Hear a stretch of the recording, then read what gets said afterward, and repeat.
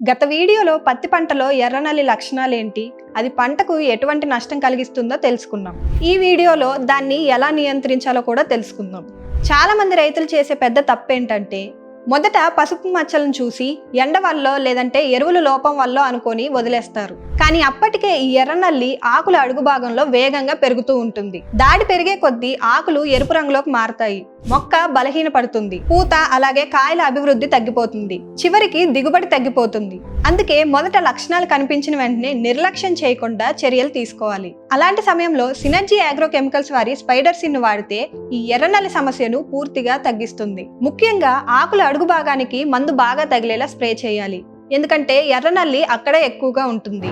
గుర్తుంచుకోండి, ఎర్రనల్లి ఎక్కువైన తర్వాత కాదు, మొదటి లక్షణం కనిపించిన వెంటనే చర్యలు తీసుకుంటేనే దిగుబడిని కాపాడుకోగలుగుతారు. ఈ వీడియో మీకు ఉపయోగపడినట్లయితే లైక్ చేయండి, ప్రతి పత్తి రైతుకి షేర్ చేయండి.